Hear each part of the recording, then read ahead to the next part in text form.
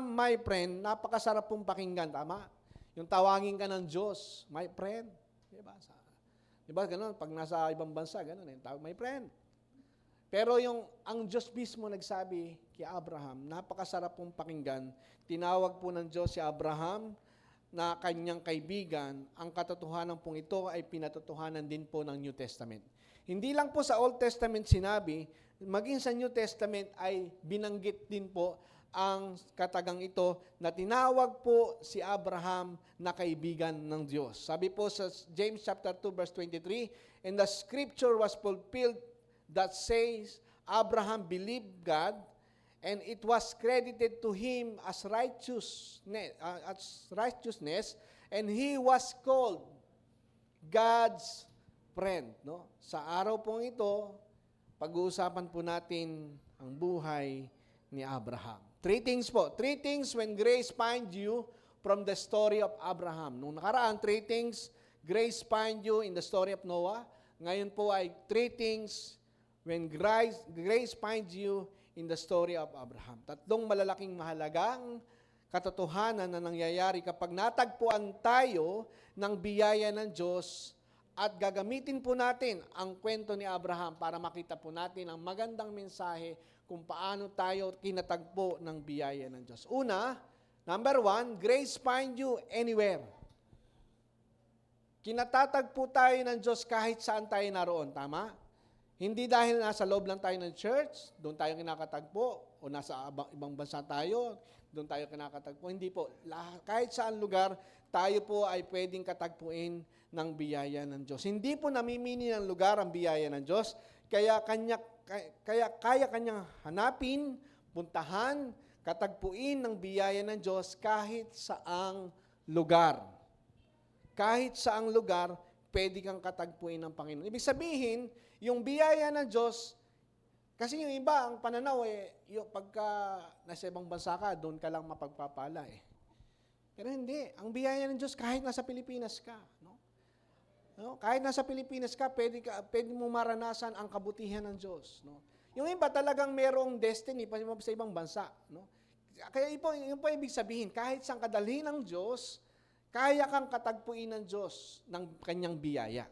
Yun po ang mahalaga na maintindihan natin, saan ka man dalhin ng Panginoon, tandaan mo, may biyaya ang Diyos sa buhay mo. No? May biyaya ang Diyos sa buhay mo. Tingnan po natin, hindi po hinanap ni Abraham ang Diyos. Hindi po siya ang naghanap sa Diyos. Siya po ay nanirahan sa Ur ng mga Kaldeo, isang lupain ng mga na punong-puno ng mga Diyos-Diyosan, lupain ng mga Diyos-Diyosan, wala pong anak, no? At hindi po kilala si Abraham. Walang anak, nandoon sa lugar ng Kaldeo, lugar na walang Diyos, puro Diyos-Diyosan po doon, siya po ay walang anak at hindi kilala. Ganun po si Abraham nung una. Kinatagpo siya ng biyaya ng Diyos. Hindi po siya ang humanap sa Diyos, ang Diyos ang humanap sa kanya. There was nothing remarkable about his status, background, or environment, yet grace found him. Grace found him. Yung biyaya ng Diyos, kinatagpo siya. Grace did not wait him to rise in influence or prove his worth. Hindi niya pinatunayan ang kanyang halaga. Hindi po niya yung ginawa. Kasi nga, hindi naman siya ang humanap sa Diyos, ang biyaya ng Diyos ang humanap sa kanya. Grace called him while he was still in darkness, surrounded by the culture that did not know the one true God. Yung kultura na meron siya doon sa lugar ng Chaldees, Ur of Chaldees, ay lugar na walang Diyos. Kasi Diyos-Diyosan ang kilala na roon. Hindi siya kilala. Wala siyang worth, wala siyang halaga. Kasi nga, hindi naman siya kilala sa lugar na yon. Pero, ang Diyos mismo ang kumatagpo sa kanya. Hindi po hinintay ng Diyos na umunlad ang buhay ni Abraham, maging sikat. Hindi po hinintay ng Diyos na siya'y maging sikat. No? Na meron siyang 1 million followers sa FB. No? Hindi ganun eh. Di ba? Simple lang ang buhay po ni Abraham. No? No, hindi ho inintay ng Diyos na siya ay maging sikat na politiko, no? Yung kilalang politiko, no? Hindi po. Sa kanyang kalalagayan, sa buhay po ni Abraham, doon sa Ur of the Chaldees, doon sa lugar ng mga taong sumasamba sa Diyos-Diyosan, sa bagsak nilang kalalagayan, dito po siya kinatagpo, pinuntahan ng biyaya ng Diyos. Kaya ganun din po tayo. Kung panahon natin ang ating buhay nasa saldak na kalagayan, hindi maganda yung ating lugar na pinatutungan o lugar na meron tayo, tandaan po natin, tayo po ay kayang katagpuin at kinatatagpo tayo ng biyaya ng Diyos. Sabi po ng Genesis 12:1, record that it was the Lord who initiated the call. Sino nag-initiate ng call? The Lord initiated the call. The Lord said to Abram, leave your country, your people, and your father's household, and go to a land I will show you. Ito po ay hindi lamang isang tawag na lumipat ka. Hindi po yung tawag lang na, lumipat ka ng lugar. Hindi po ganun lamang ang ginawa po ng Diyos kay Abram. Ito ay isang divine invitation sa isang bagong destiny o kapalaran ng buhay niya. No, ganun din po yung ating mga kapatid na aalis. Merong destiny. Kaya sila dadalhin sa isang lugar. Kung kayo man ay ganun, dadalhin kayo sa isang lugar, yun po ay hindi lang basta kayo pinalipat. Merong destiny. Merong tinatawag po rito na invitation na isang bagong kapalaran na ibinahanda ng Diyos sa buhay ninyo, sa buhay ng bawat isa sa atin. Amen po? No? Ang grace po ay pumasok sa isang paganong lupain. Tingnan natin, yung biyaya ng Diyos, pumasok sa isang paganong lupain, ibig sabihin walang Diyos, sa isang ordinaryong buhay ng tao, at muling isinulat ang kanyang kwento ng may layunin at pangako. Buhay po ni Abraham. Pinasok ng biyaya ng Diyos si Abraham doon sa lugar na walang kwentang lugar kasi walang Diyos yung lugar na yon. Ordinaryong tao lang si Abraham. Bakit pinasok ng biyaya ng Diyos? Para magbigay ng panibagong kwento ng buhay niya na magiging kapakipakinabang sa mga darating na panahon. At yan po ay ating pong napapakinabangan hanggang sa panahon ngayon. Amen po ba? Pinaganda ng Diyos ang buhay ni Abraham mula sa lupain ng pagsamba sa Diyos-Diyosan, tinawag siya ng biyaya ng Diyos. Inanyahan niya na makilala ang isang tunay at nag-iisang Diyos. Ganun po ang ginawa ng biyaya ng Diyos. At mula sa kanya ay nilikha ng Diyos ang pinakamalaking bansa. Pinakamalaking bansa na ito'y nagiging pagpapala sa buong mundo. Amen po. Ang bayang Israel. Bakit ko po sinasabing pinakamalaking bansa? Kasi marami pong bansa nagtutulong-tulong para girahin ang bayang Israel. Pero hindi po sila manalo. Bakit? Kasi yun po ay protektado ng bayan ng Panginoong Diyos. Amen? Sapagkat yan po ay tinatawag na bayan ng Diyos. Wala pong idea si Abraham na ito'y mangyayari sa kanya. Pero ito po ay kasama sa plano ng Diyos. Sino po sa inyo ganon? Parang wala ka namang idea na pumunta sa isang lugar na yon. Hindi mo naman expected. Hindi mo naman expected na mangyayari yon. Pero bakit nangyari? Kasi kasama yon sa plano ng Diyos. No? Sa buhay po natin, hindi po natin hinagap ng ating guni-guni na tayo po ay maisip natin na mangyayari pala ito sa iyo. Hindi natin naisip yon na mangyayari ito sa iyo. Ang magandang balita, marami pa pong, hindi lang po ito, marami pang magandang bagay na gagawin ng Diyos sa buhay mo sapagkat kasama yan sa plano ng Diyos sa buhay mo. Say amen. Amen po ba? Andyan pa ho ba kayo?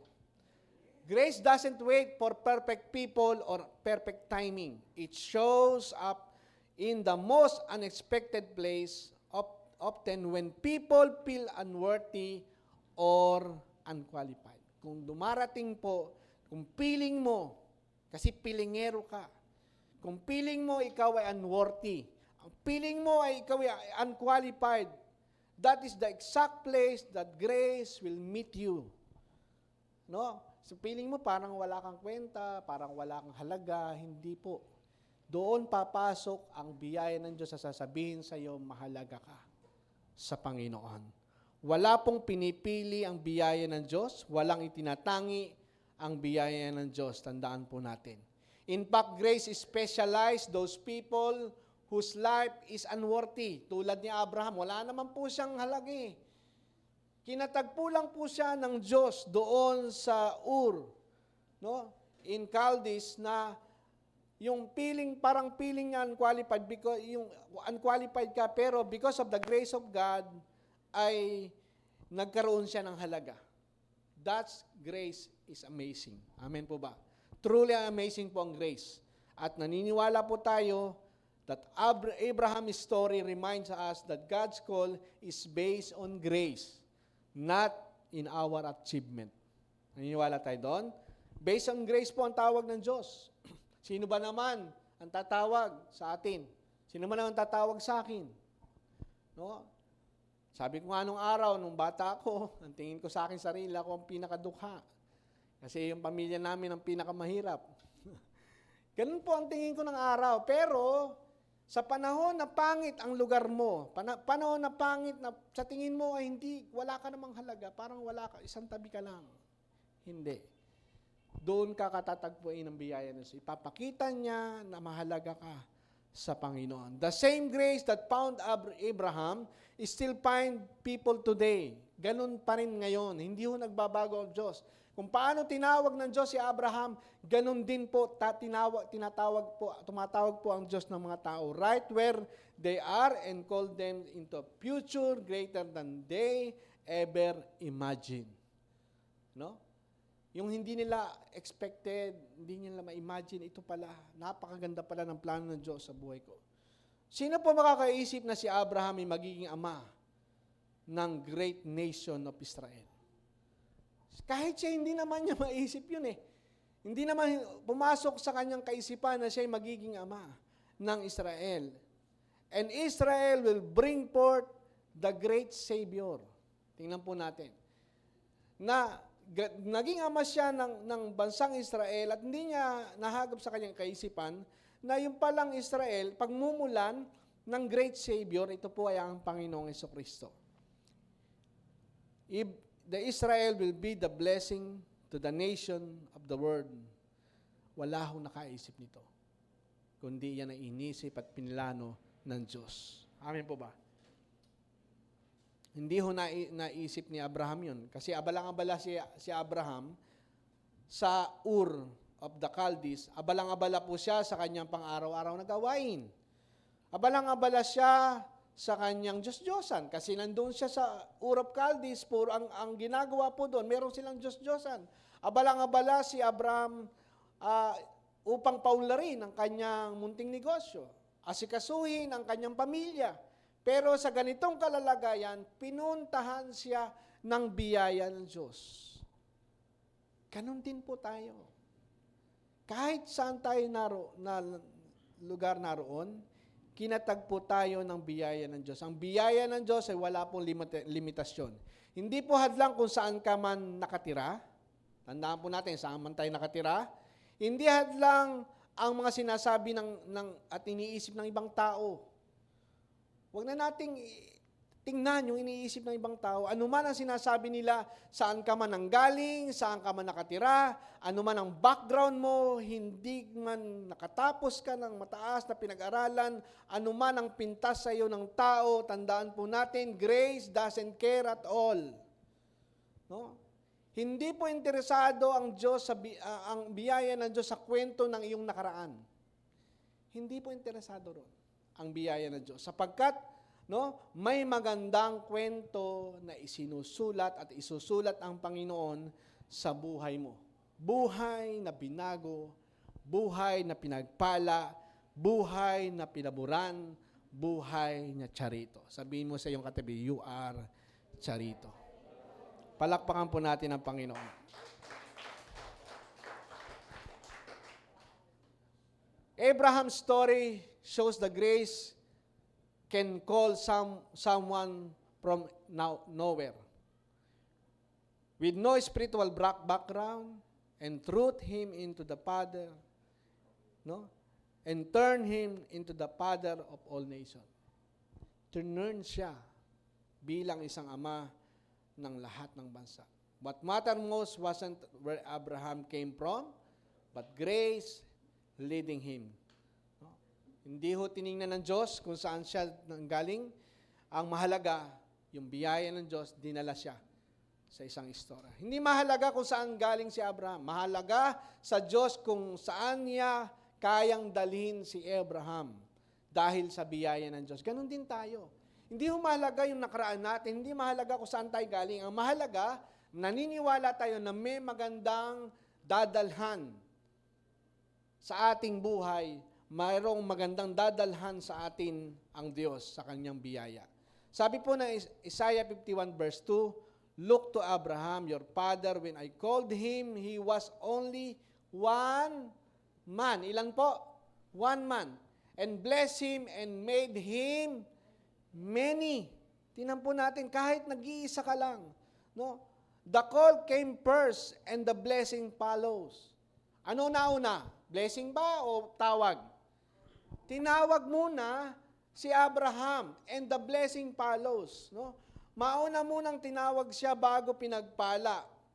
"I called him, he was only one man, and I will bless him and made him many." Una po yung pagtawag. No? Pag tinawag ka, siguradong may blessing.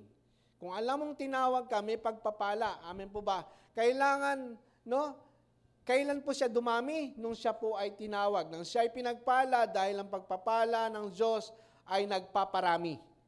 Hello? Pararamihin ka ng Diyos, pararamihin ng Diyos ang buhay mo. Paul na rin ng Diyos ang buhay mo. Paul na rin ng Diyos ang negosyo mo. Paul na rin ng Diyos ang trabaho mo. Sapagkat promotion came from the Lord. Ang pagpapalay nagmumula sa Panginoon. Maaring marami tayong diskarte, marami tayong wisdom kung paano patakbuhin ang ating kumpanya. Pero lahat ng karunungan na yan galing sa biyaya ng Diyos. No?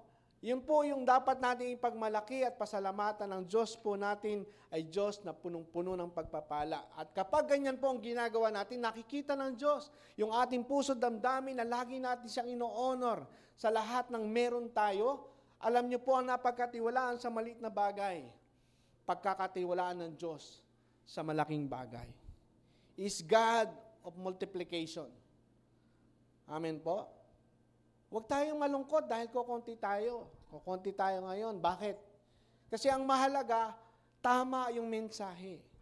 Marami pong churches, mega churches, napakalalaki.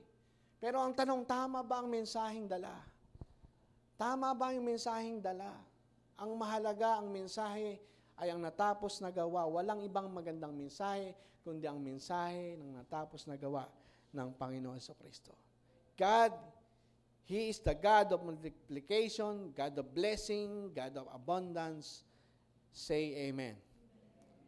Pinarami ng Diyos si Abraham mula sa isang tao, naging isang malaking bansa. That is amazing. Amen po ba? Yan po yung amazing grace na tinatawag. Grace can do that. No? That why you have to try. Paano? Kailangan lang po natin na mag-trust tayo sa biyaya ng Diyos. Huwag po tayong magduda. Hindi po, dahil hindi po natin nakikita ngayon, sasabihin natin, bless ako, pero parang hindi ko pa nakikita. Huwag po magduda. Dahil yung nakikita mo ngayon ay kakaunti, huwag kang magduda. Huwag magduda dahil nakikita mo ay nag-iisa ka lang. Si Abraham, hindi naman kagad niya nakita na siya magiging father of all nations. Nung tinawag siya, wala pa. Wala pa nga siyang anak eh. No? Wala pa nga siyang anak. Pero hindi siya nagduda, siya ay naniwala sa biyaya ng Diyos. Dahil lahat ng marami, tandaan po natin ng lahat ng marami, nagsisimula saan? Sa isa. Pag wala po yung isa, wala pong marami. Kasi yung maraming bagay, nagsimula yan sa isa. At ang isang bagay, ang nag-iisa, ay kayang paramihin niya ng Diyos. Sino po ang naniniwala at nananampalataya na kahit ikaw ay kakaunti, ikaw ay nag-iisa, kaya kang paramihin ng Diyos. Maliit lang yung puhunan mo, pararamihin niya ng Diyos. Maliit lang yung sahod mo sa trabaho mo, palalakihin niya ng Diyos. Maliit lang yung income mo, hindi ba kayang paramihin niya ng Diyos? Kayang parimihin niya ng Diyos. Ang tanong, do you believe? Naniniwala po ba tayo dito? Hello, andyan po kayo. Do you believe? Sabihin mo nga po, I believe. I believe. No, hindi po natin magagawa at mangyayari ang isang bagay kung hindi natin pinaniniwalaan. Because nangyayari lang po yan sa mga naniniwala. You may feel like just one, overlooked, outnumbered, or unqualified. Tandaan po natin, grace, but grace is specialized in turning one into many. Tulad po ni Abraham. Yan po ang ginawa ng Diyos kay Abraham. Yan ang specialty ng grace, ang kaunti, paramihin. Yun po yung specialty ng grace. Naalala niyo po ang istorya nung ang Panginoon nagpakain ng 5,000 katao?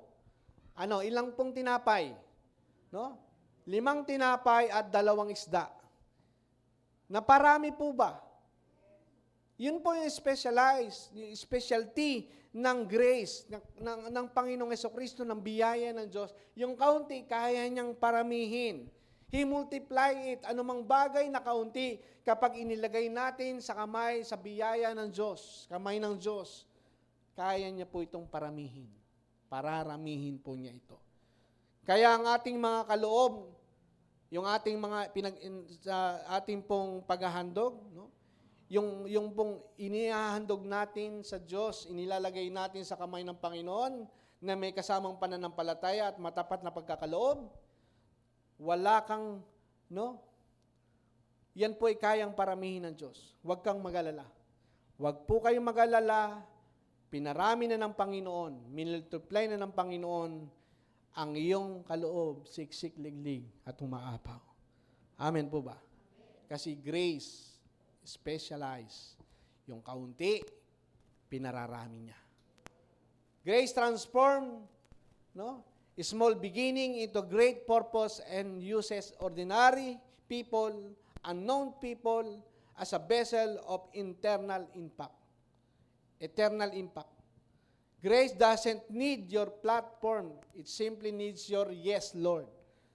Yung pong mahalaga sa Lord. Hindi po kailangan yung platform mo, yung strategy mo, anuman yung bagay na meron ka. Ang mahalaga sa Panginoon, yung pag-yes mo sa Panginoon. No? Ang iniintay lang ng Panginoon sa iyo ay yung yes, Lord. Yes, Lord. Yes, yes, Lord. Amen. Yun po yung awit, di po ba? Yes, Lord. Yes, Lord. Yes, yes, Lord. Yes, Lord. Yes, yes, Lord. Amen. Amen? Yun po ang iniintay ng Diyos. You have to put your life into the hand of God who can multiply. Kailangan mong ilagay ang iyong buhay sa kamay ng Diyos na punong-puno ng pagpapala. Kaya niyang magparami. Kailangan mo lang ilagay sa kamay ng Diyos ang munti mong talento, munti mong kakayanan, munting biyaya na meron ka, merong munti kang puhunan, munti yung trabaho mo, kayang paramihin yan ng Diyos. Upang sa magitan ng kaunti na pinarami, maraming tao po ang mapagpapala. Amen po ba? Hello? Marami po mapagpapala. Una, maliit lang yung negosyo mo, tapos lumaki. Nagkaroon ka ng mga trabahador. Alam niyo po yung mga nakakuha ka ng mga worker? Di ba pagpapala ka para sa kanila? Kasi kinuha mo silang trabahador. Hanggang sa lumaki ng lumaki. Yan po ang kayang gawin ng biyaya ng Diyos. Ang iniintay lang ng Diyos sa panig mo, inuulit ko, ay yes, Lord.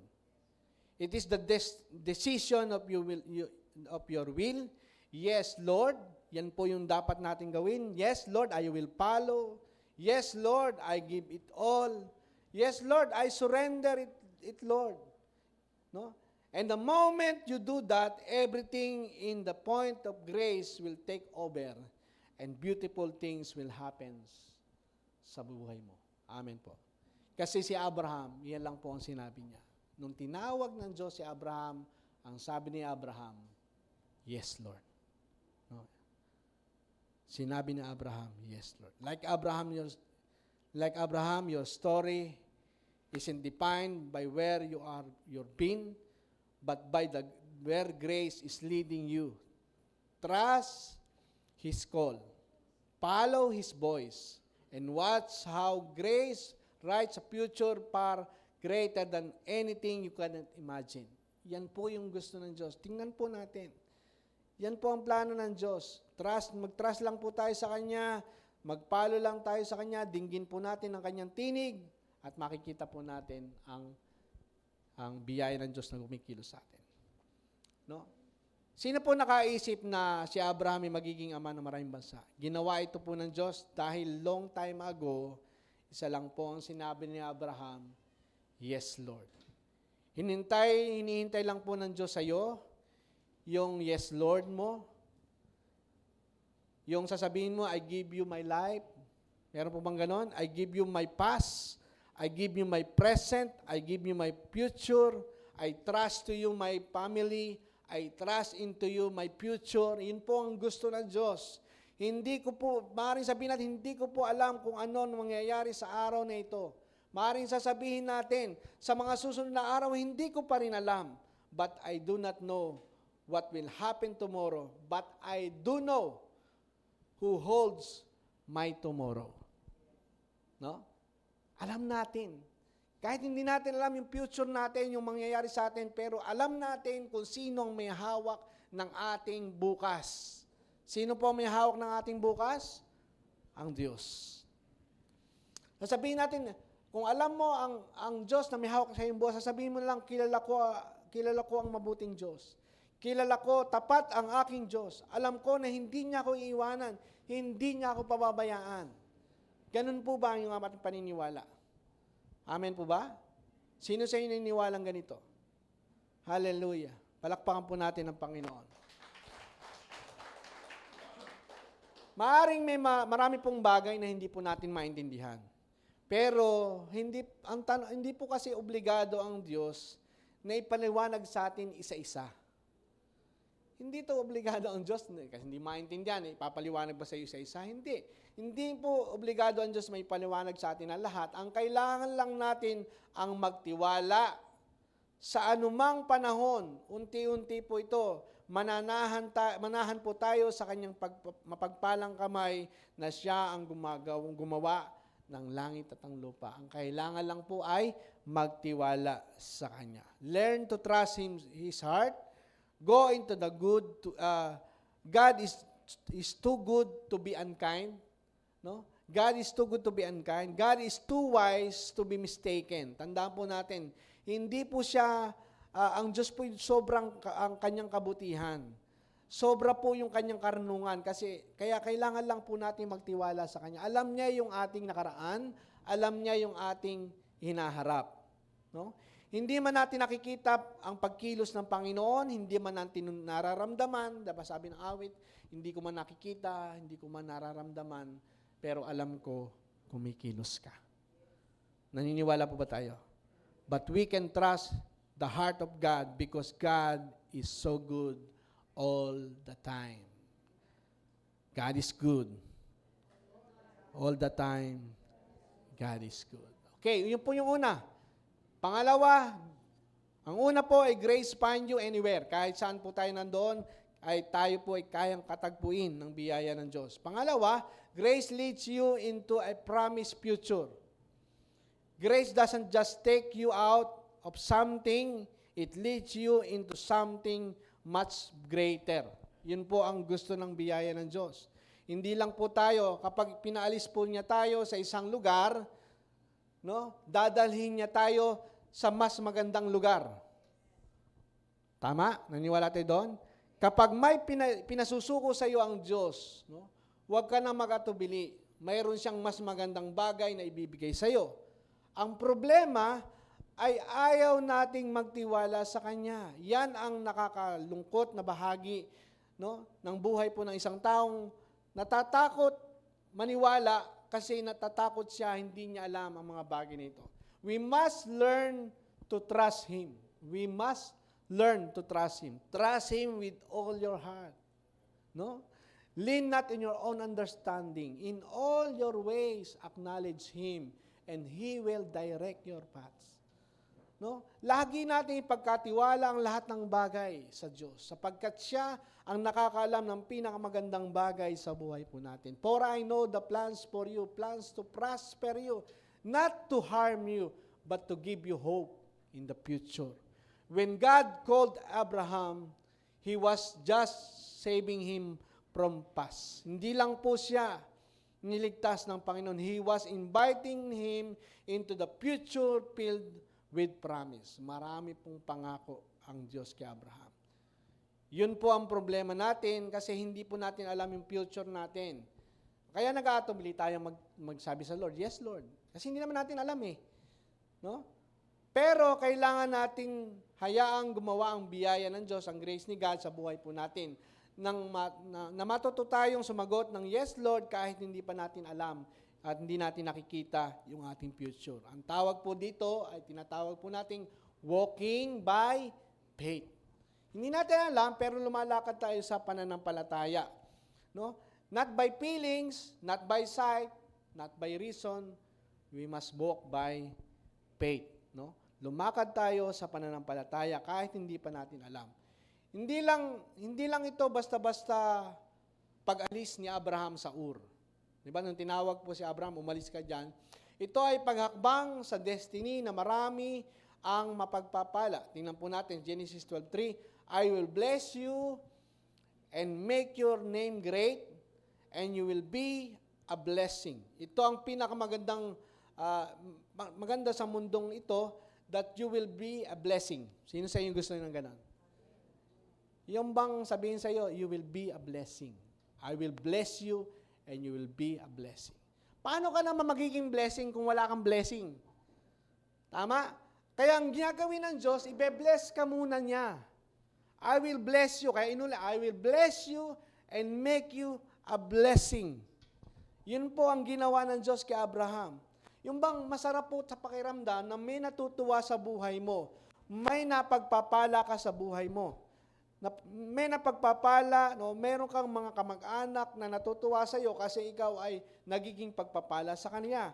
Meron kang nagiging pagpapala ka sa mga kaibigan mo. Nagiging pagpapala ka sa mga kapatiran.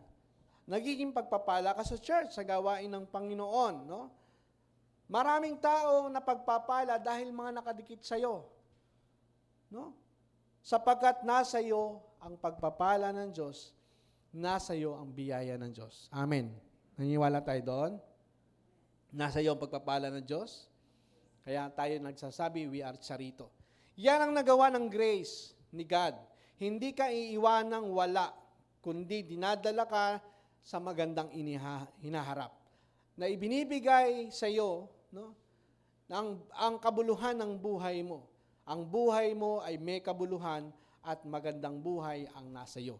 Hindi man lamang sumagi sa isip mo o sa isip ni Abraham na mula sa isang taong mula sa lupain ng Ur at Chaldees, magiging ama siya ng maraming bansa, yun ang hindi alam po ni Abraham. Pero ito ay alam ng Diyos kasi siya ang nagplano nito sa buhay niya.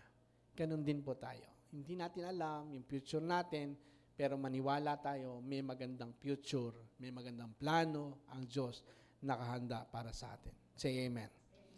God doesn't just save you, it leads you doesn't stop with the salvation. Hindi po natatapos doon. It takes you toward real change. Abraham wasn't just taken out of a broken past. He was called into a blessed future. Amen. Blessed future po, no? Yan po yung ginawa kay Abraham at naniniwala po ako na ito po gagawin din sa atin ng Diyos. Ginawa rin ng Diyos sa atin. Hindi ka lang po basta hinugot ng Diyos sa dilim. Sino sa naniniwala hinugot tayo sa dilim? Di ba sabi ng Panginoon, mula sa kadiliman, dinala niya tayo sa kagila-gilalas na kaliwanagan. Dinala tayo sa liwanag ng buhay na pinagpala, buhay na binayayaan, buhay na iniligtas, buhay na pinatawad, buhay na pinaburan. Say amen. Grace doesn't just erase your past. It starts a new story filled with favor, purpose, and impact. No, hindi ho aalisin yung nakaraan natin. Pero magsisimula siyang magkwento, maggawa ng istorya natin na punong-puno ng pabor, pagpapala at biyaya sa buhay po natin. Kaya sarap pong pakinggan na may taong napagpapala dahil sa buhay mo. Sino sa inyo gusto yung ganun? Yung bang isang araw gusto ko po maging pagpapala. Nagpe-pray po ba kayo ng gano'n? Yung bang pinaniniwalaan nyo po isang araw kayo magiging pagpapala. No? Yung bang hindi lang ikaw laging humihingi, hindi ikaw yung laging nangihiram. Yung isang araw ay ikaw na yung magpapahiram. Isang araw ikaw na yung magbibigay. Di ba masarap po yung gano'n? Na ikaw ay, isang araw ikaw ay isang taong pinagpala at magiging pagpapala. Naniniwala po ako na ang bawat isa sa church na ito ay napagpapala ng inyong matapat at matapat na pagbibigay. Naniniwala tayo doon. Lahat naman tayo napagpapala. Naranasan po natin ang lahat ng ito. Kaya ho tayo narito sa isang magandang lugar. Pagka napunta po kayo sa ibang mga churches, sasabihin nyo ay bless ang GBM. Yung iba, mainit, walang magandang lugar, parang sasagarahe lang. Pero, maaaring yun pa lang sa panahon na yon sa kanila. Pero tayo po ay napagpapala na tayo po ay nasa isang magandang lugar, komportable. Yan po ay dahil na ginagamit natin yung pagpapala na meron tayo.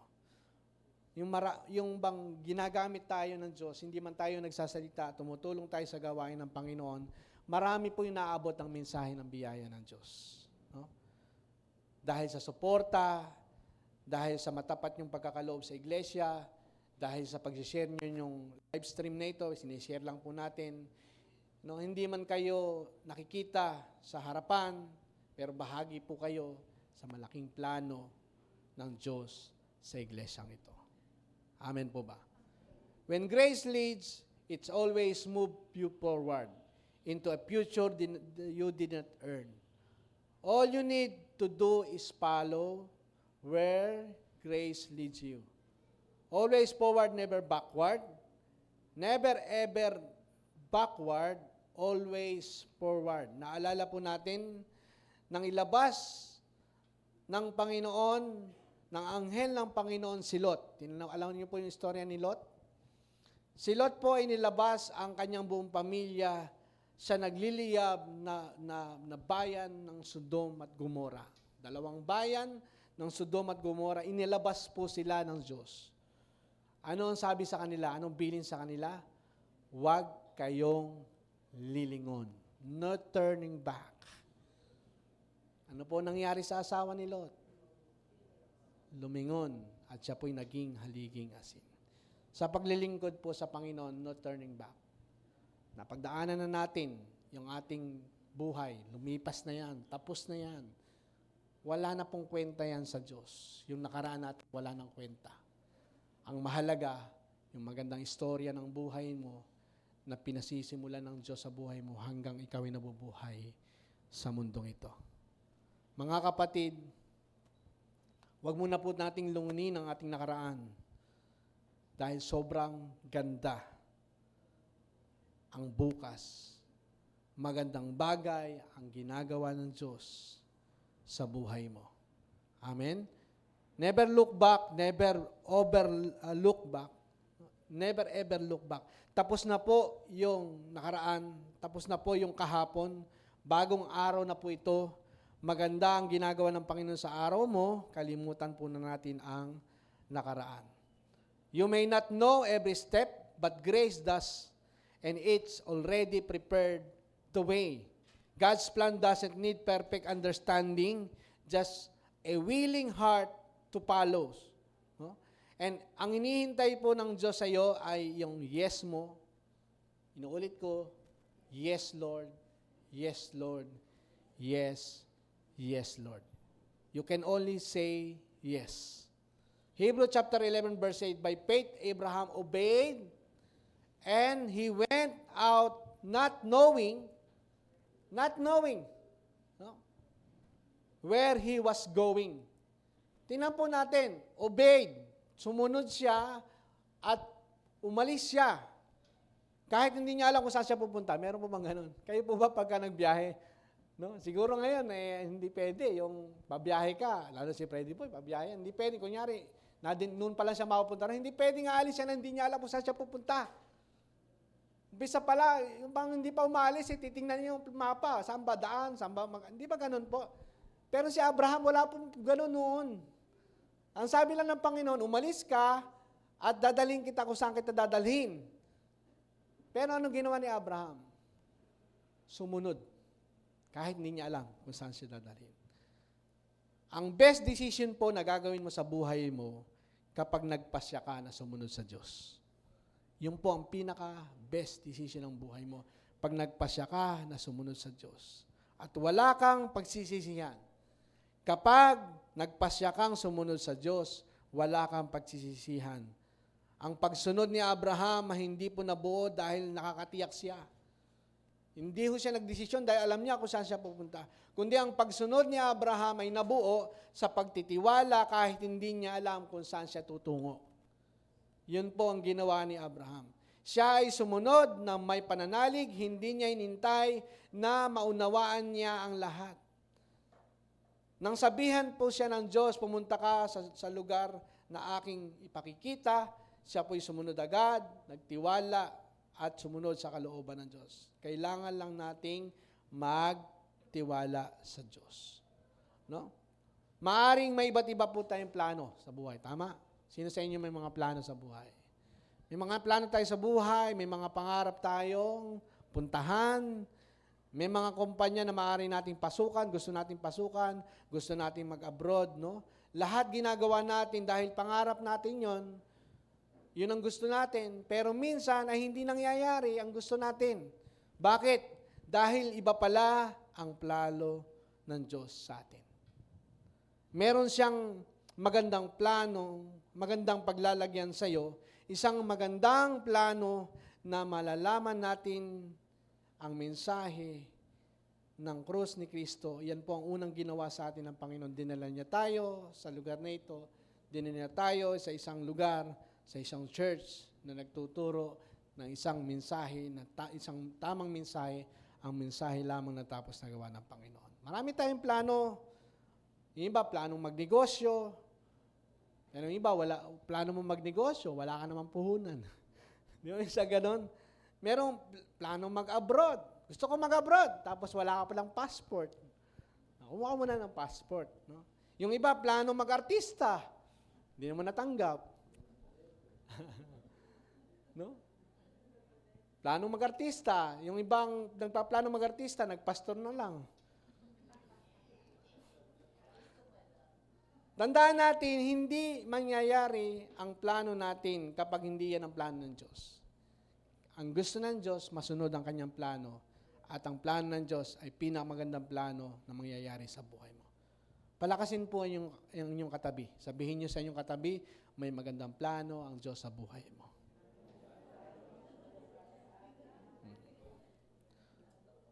Palakasin mo yung kabila naman, may magandang plano ang Diyos sa buhay mo. Yung iba nagsasalita, walang kausap. Wala kang kausap, sabihin mo sa iyong sarili, may magandang plano ang Diyos sa buhay ko. What Abraham could see, grace had already made ready. What he didn't understand, grace had already planned. That's how grace works. It goes ahead of you, clears the way, and turns the unknown into the grace-filled story. Tingnan po natin. If you look back, you will amaze. It is beautiful story ng buhay mo. Kapag nakita natin ngayon, maganda na yung buhay natin, pinagdaanan natin ng nakaraan, ikaw ang dati mong buhay ay ganito, tapos ngayon ganito na, di ba? Beautiful story. At yung magandang buhay mo ngayon, paganda yan ng paganda. Ang buhay kay Kristo, paganda ng paganda. Kasi siya ang nagpaplano ng Diyos sa buhay, nagpaplano sa buhay po natin. Like Abraham, we do not see everything. We just only to trust God. Grace doesn't show all the details, but remind us that God is with us. His promises is true, and He will never leave us nor forsake us. Say amen. Pakaisipin po natin to. You might feel unsure about your next season, but don't worry. Grace is leading you in the new season of your life. You don't need all the answer when grace leads. Blessing follows. Trust Him. Take the step sa step of faith. Humakbang lang po tayo. Amen? Yun po yung pangalawa. Grace leads you into the promised future. Pangatlo, malapit na po tayo, grace gives you a new identity. Ang ginawa ng biyaya ng Diyos, grace gives you a new identity. Binigyan ka ng bagong identity. No? Binigyan ka ng bagong identity. Tingnan po natin, Abraham was still childless when God gave him a new name. Anong pangalan niya? Ginawang Abraham, no? There was no sign of promise, no? Walang sign of promise, no child, no future in sight. But grace didn't wait. It gives him new identity before anything had changed. Nagbigay muna ng new identity. Binigyan muna ng bagong pangalan, bago binago ang lahat. Tandaan natin, anong ginawa kay Abraham? Binigyan muna siya ng bagong pangalan bago binago ang lahat. Kung minsan ang gusto natin, baguhin muna ang lahat bago tayo bigyan ng pangalan. No, gusto kong maging Don Johnny. Bago maging Don Johnny, gusto ko muna, yumaman muna ako para tawagin akong Don Johnny.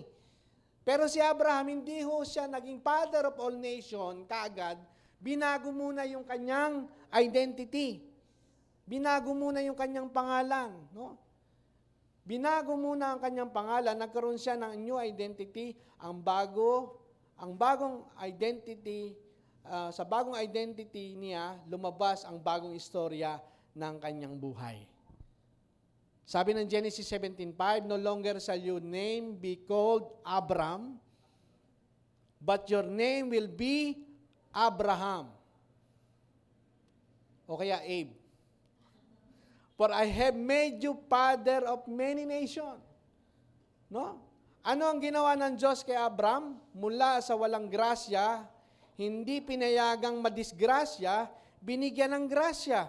At mula dito, pinagpala ang kanyang buhay, pinaunlad ang kanyang buhay, biniyayaan ng Panginoon ang kanyang buhay. Say amen.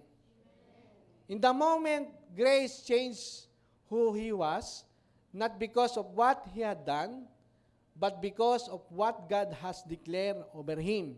He have made you a father. Sabi kay Abraham. Ang sabi ng Diyos, I have made you a father of all nations. Nung sinabi ng Diyos, hindi pa po ipinapanganak si Isaac. Tama? Pinanganak na po ba si Isaac? Hindi pa.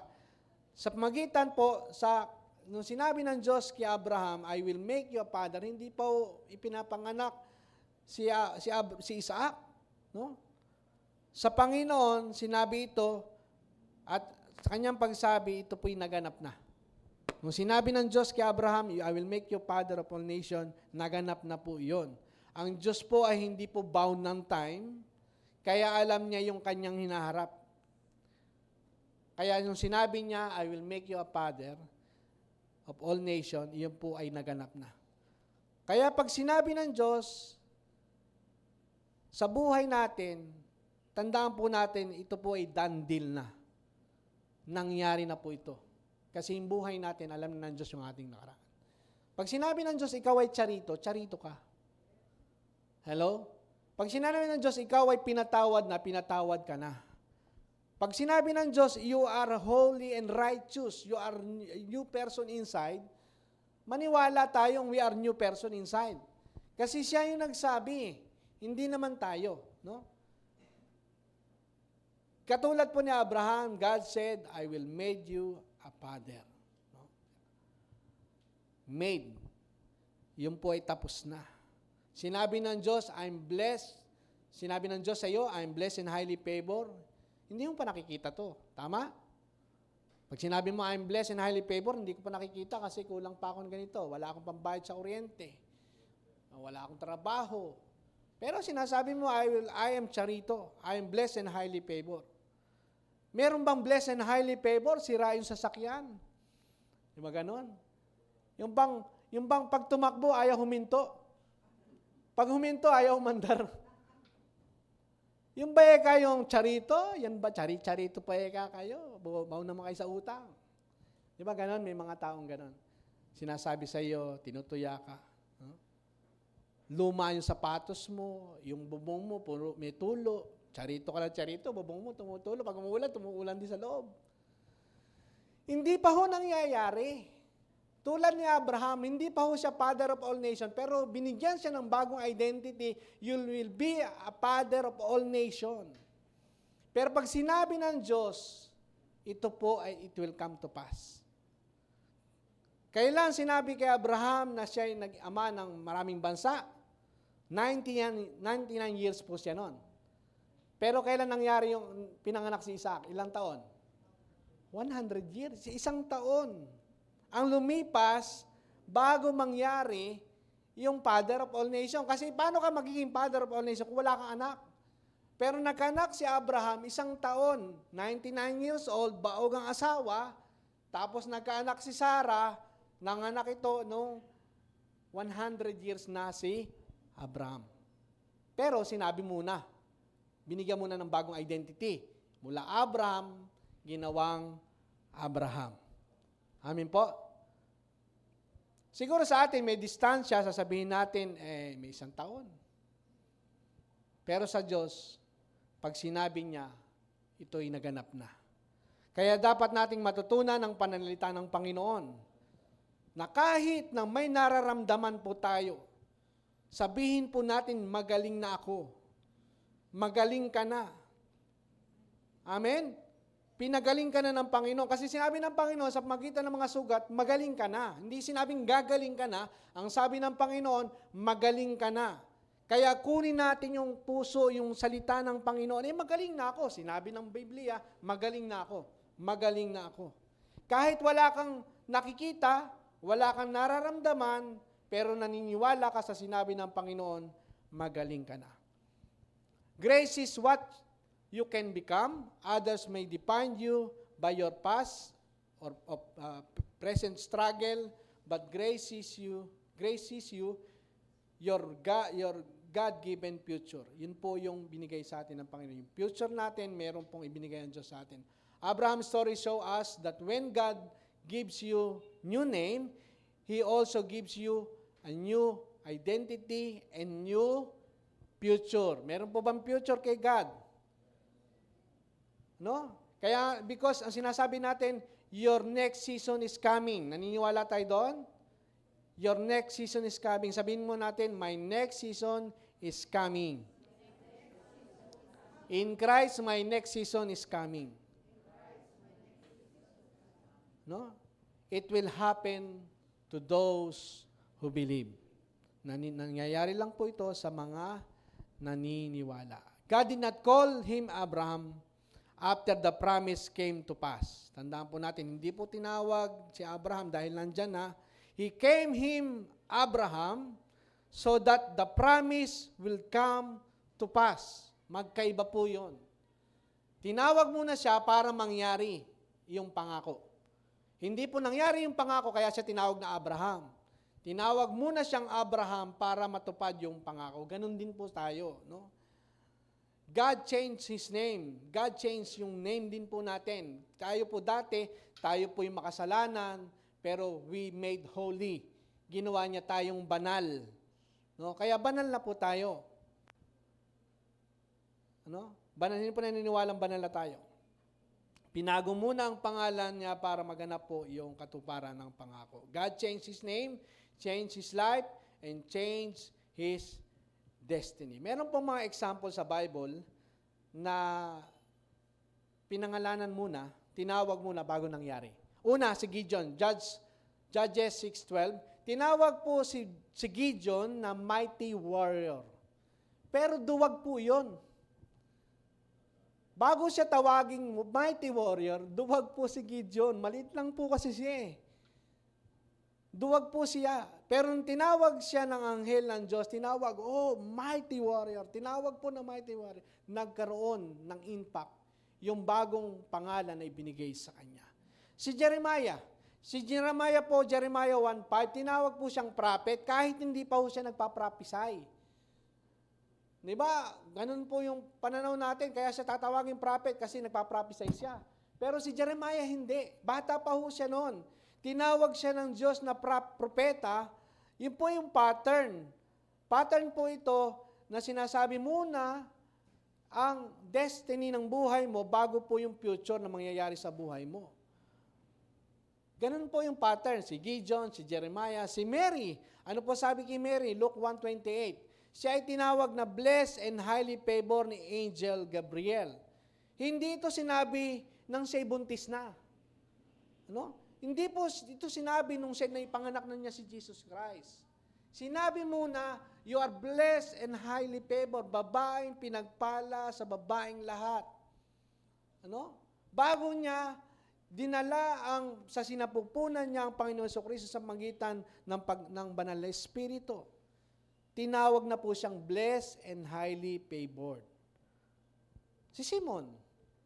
Si Simon po ang pangalan po niya ay Simon sa John 1:42. Ang ibig sabihin po ng Simon ay talahib.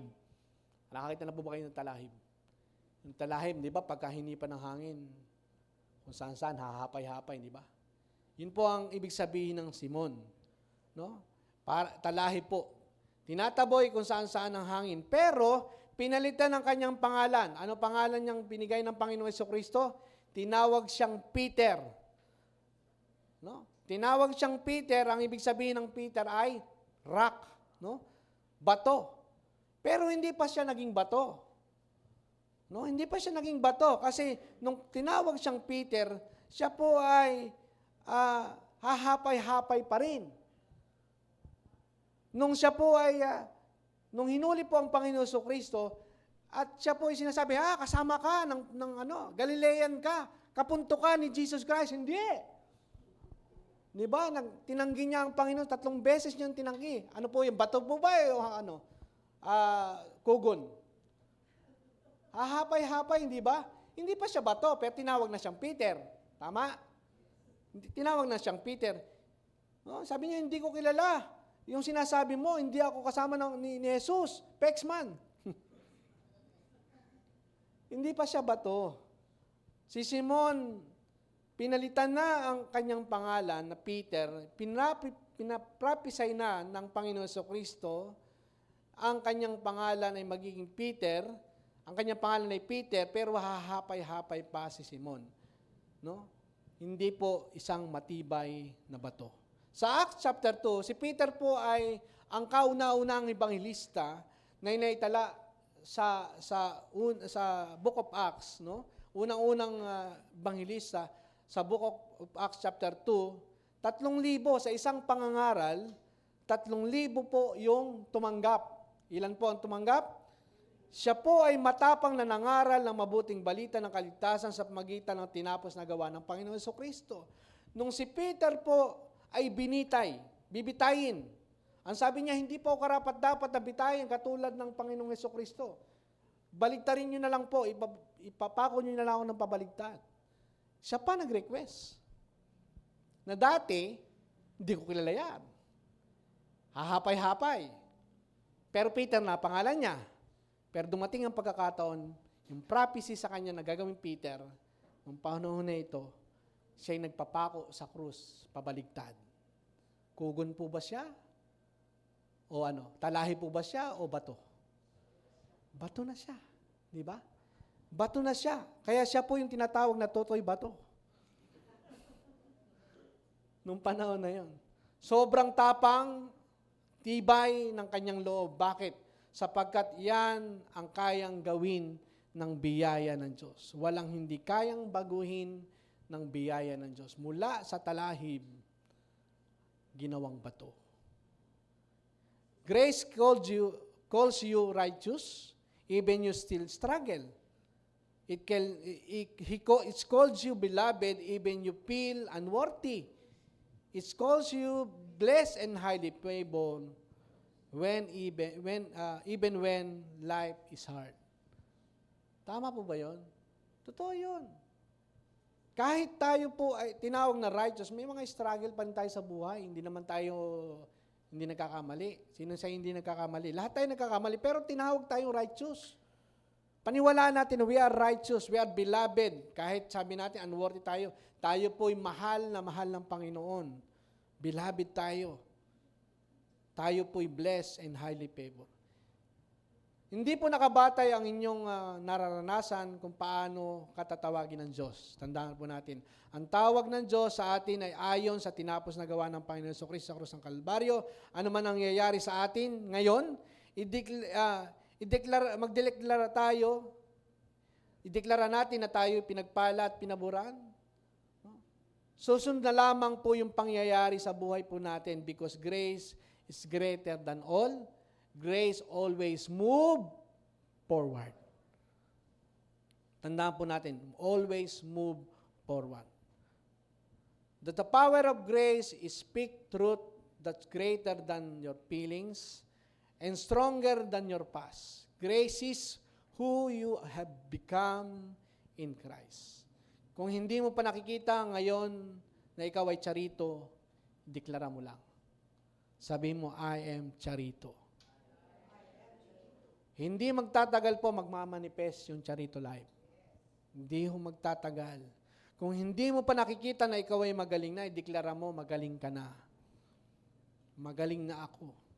Makikita mo na ikaw ay pinagaling ng Panginoon, pinagpala at pinaburan ng Diyos. Sapagkat una munang binigkas bago nangyari.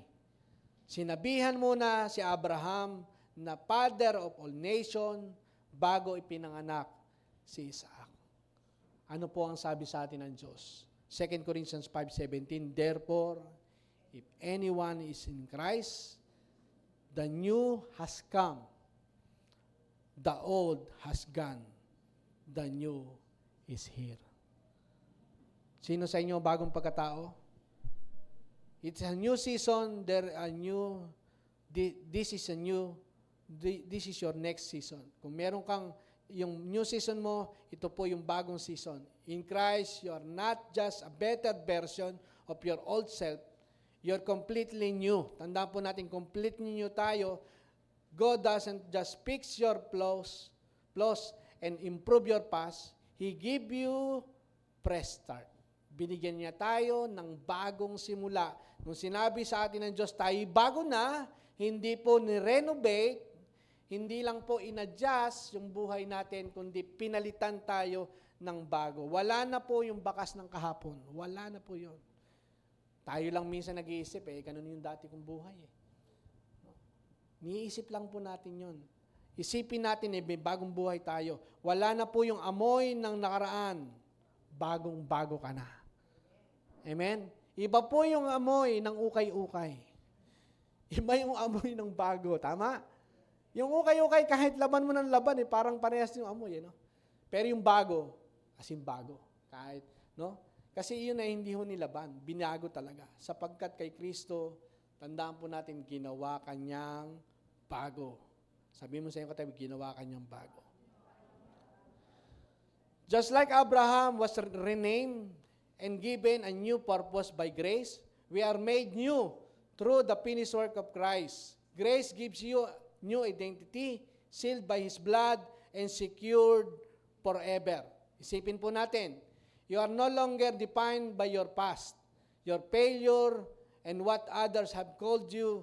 Grace has given you a new name, new identity, and a new life. Don't respond the old labels of your life.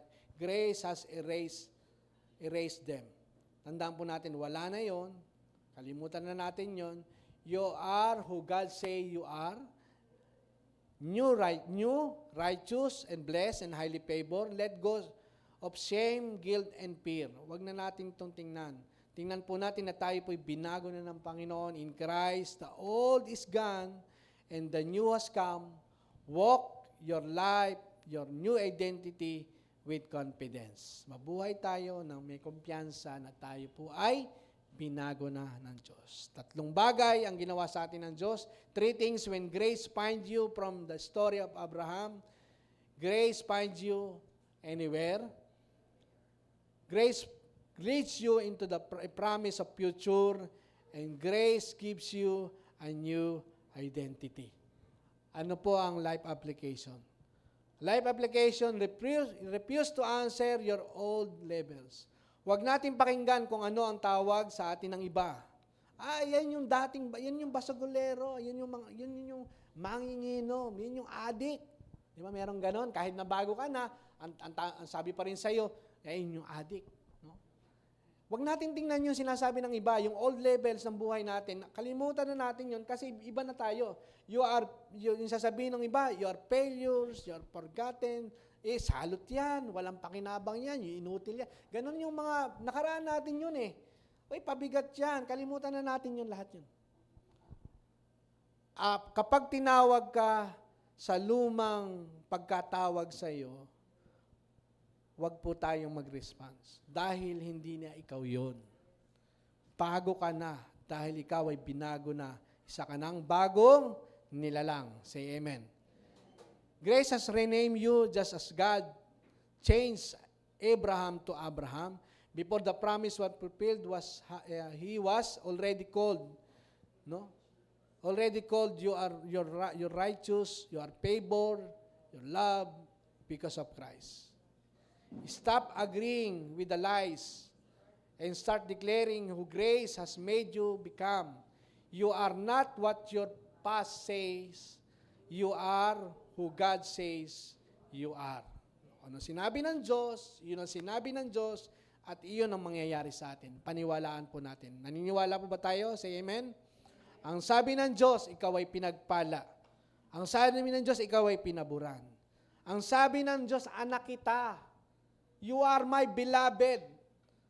Ikaw ay pinaburan, ikaw ay charito. Walang makakaagaw sa iyo sa aking mga kamay, sabi ng Panginoon. Kailangan nating maniwala in Christ, reality. Ano nga ba ang realidad na kay Kristo? Dahil ikaw ay na kay Kristo, lahat ng ito ay totoo. Maniwala po tayo.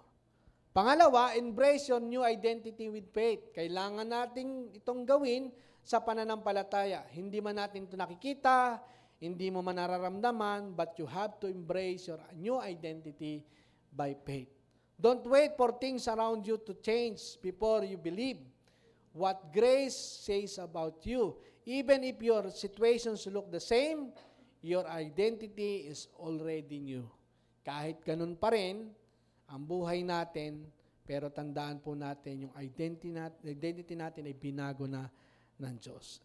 Abraham did not see the promise yet when God gave him a new name, but he believed and lived by faith. In Christ, you already made new. So start living like it. Let your word, thoughts, and action reflect who God says you are, not what your past says. Faith enable you to live as the new person grace has made you in Christ. Maniwala po tayo sa sinasabi ng Panginoon. Pangatlo, walk into your new season with confidence. Step into what God has prepared, knowing your future, depend on His promise, not your performance. Depends on His promise, not your performance. You are blessed and highly favored, not be of what you've done. Tandaan po natin, we're blessed and highly favored, hindi dahil sa ginawa natin, o sa husay natin, o sa galing natin, but because of you, who you are in Christ.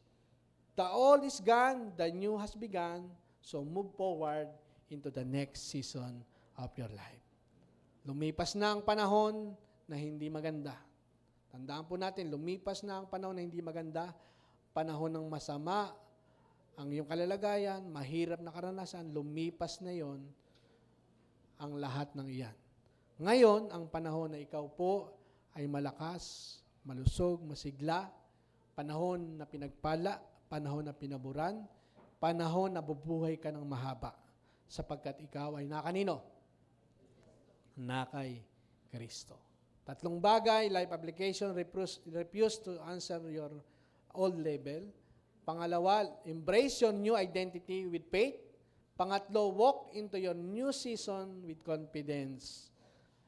And the big idea is, in Christ, my next season is coming. Ano po ang big idea? In Christ, my next season is coming. Salamat po sa Panginoon. Tayo po'y manalangin. Dakilang Diyos na makapangyarihan sa lahat, maraming salamat sapagkat ikaw ang nagpaplano at ikaw ang may akda ng buhay po namin. Salamat po. From bad season to the good season, nilagay mo po kami. At sa amin po, nandun po kami sa good season, meron pong better season na nakahanda na para sa amin, and the best season is not yet to come. Salamat po, Diyos, sapagkat lahat ng ito'y ginawa mo. Lahat ng ito'y planado na galing sa iyo, Panginoon, sapagkat alam mo ang aming simula, alam mo ang aming inaharap, Panginoon. Salamat po, Panginoon, dahil kay Kristo kami po'y charito, kay Kristo kami po'y pinagpala mo at pinaburan. Salamat po sa lahat ng bagay. Tunay nga, Panginoon, ang lahat ng ito ay nanggagaling lamang sa iyo at ito po'y amin pong pinaniniwalaan at pinananaligan na ikaw ang Diyos na punong-puno ng pagpapala at biyaya sa buhay po ng bawat isa sa amin. Ito po ang sama namin dalangin sa pangalan ni Jesus. Amen.